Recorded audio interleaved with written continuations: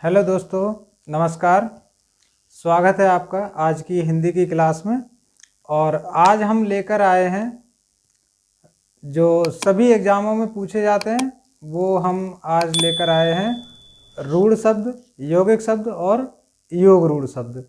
ये शब्द क्या होते हैं वो हम आज आपको इस क्लास में बताएंगे और लगभग सभी एग्ज़ामों में लगभग पूछे जाते हैं ये शब्द। ठीक है, तो सबसे पहले रूढ़ शब्द। रूढ़ शब्द क्या होते हैं तो देख लीजिए इसमें।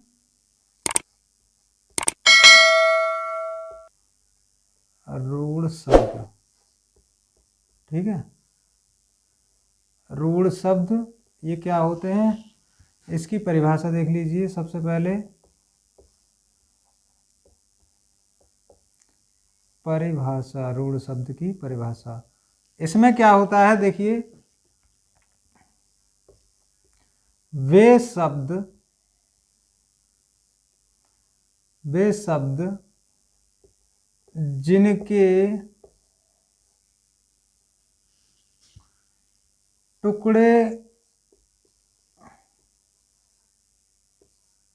जिनके टुकड़े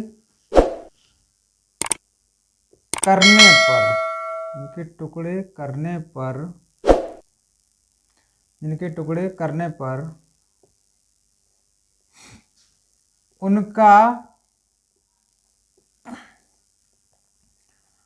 कोई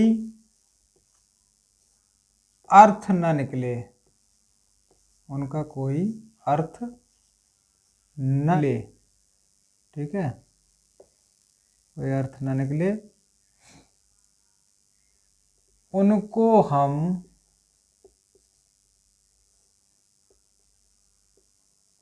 हम रूढ़ शब्द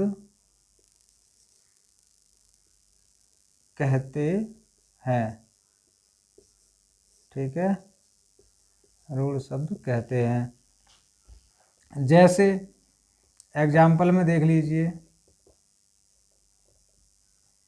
जैसे पानी,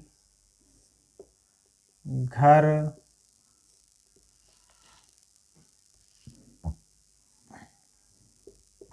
द्वार,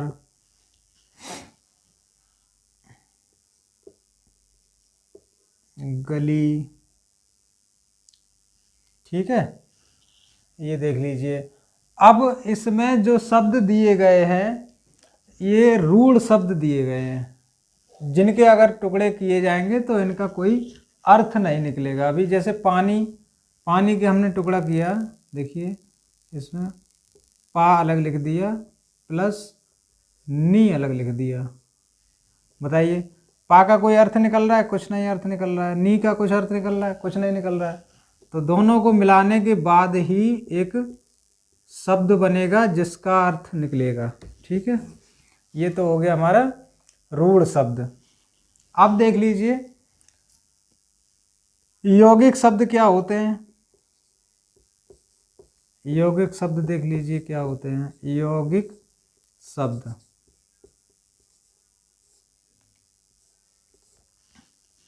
इसकी परिभाषा क्या होती है, परिभाषा देख लीजिए। यौगिक शब्द की परिभाषा क्या होती है? दो या दो से अधिक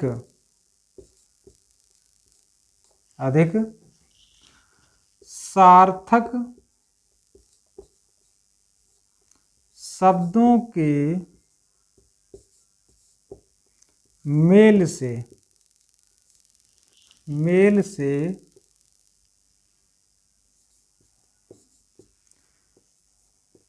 जो शब्द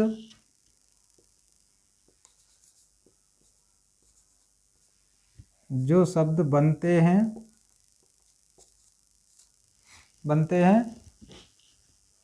तथा टुकड़े करने पर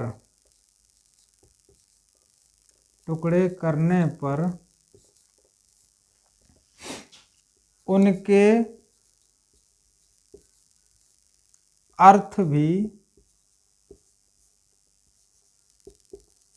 अर्थ भी निकलते हैं। ठीक है, अलग अलग अर्थ भी निकलते हैं, उन्हें कहते हैं यौगिक शब्द। उन्हें यौगिक शब्द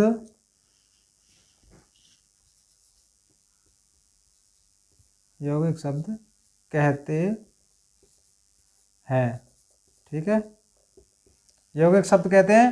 अब यौगिक शब्द होते क्या है वो चीज देख लीजिए आप। यहां से एग्जाम्पल देखिए, जैसे रेलगाड़ी, उसके बाद रसोई घर,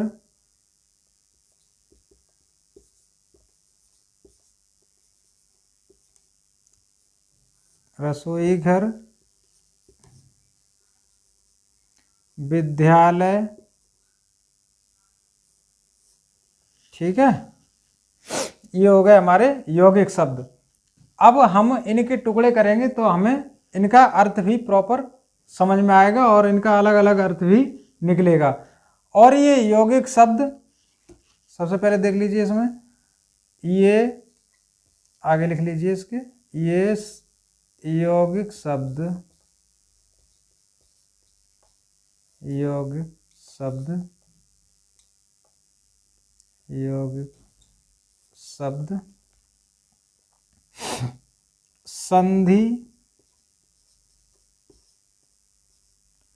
संधि समास,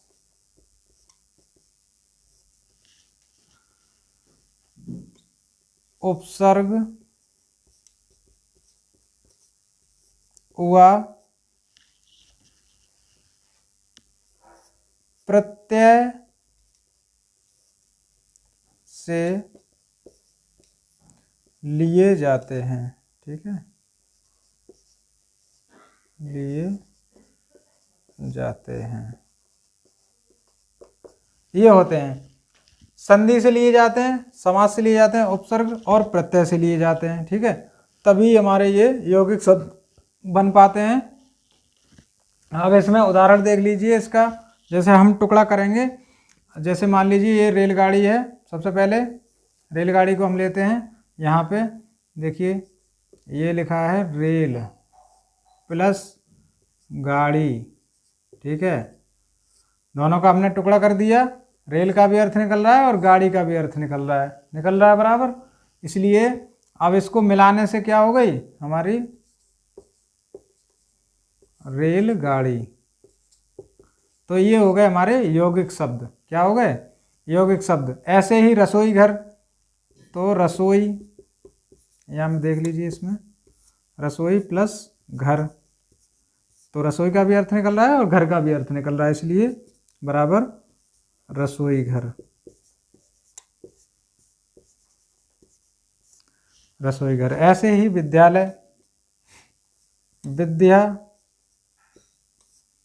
प्लस आलय, तो अलग अलग अर्थ निकल रहा है इनका, दोनों का, विद्या का भी अर्थ निकल रहा है और आलय का भी अर्थ निकल रहा है। ठीक है, तो इसलिए हमारा ये हो गया यौगिक शब्द। इसकी परिभाषा भी देख लीजिए, इसकी परिभाषा हो गई, और नीचे ये कहाँ से लिए जाते हैं ये भी हमने बता दिया है, और ये समझ में भी आ रहे होंगे सभी को। और आगे देख लीजिए इसको। चलिए आज देखते हैं, अभी आपने पढ़ा रूढ़ शब्द, यौगिक शब्द, और अब पढ़ेंगे 3rd नंबर है योग रूढ़ शब्द। ठीक है, तो 3rd नंबर हमारा आएगा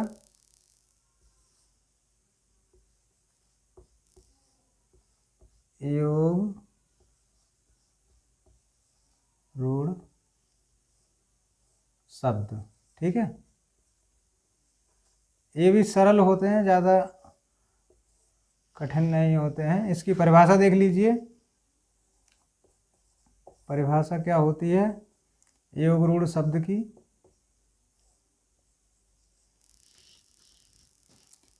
ये शब्द ये शब्द यौगिक तो होते हैं किंतु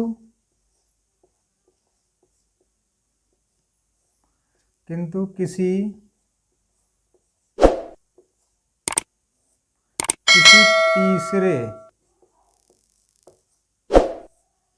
तीसरे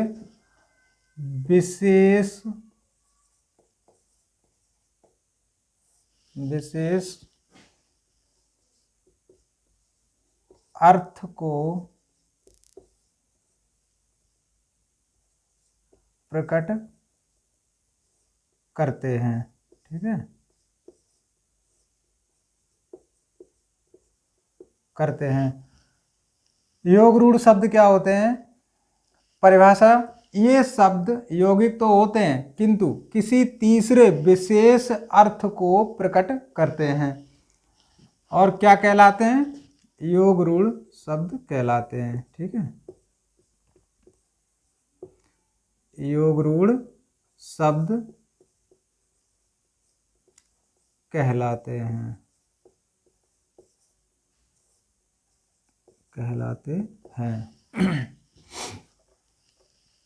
इसकी विशेषता क्या होती है? इसकी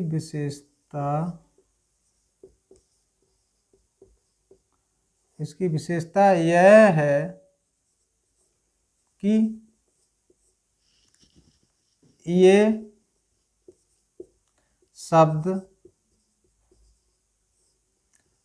बहुव्रीहि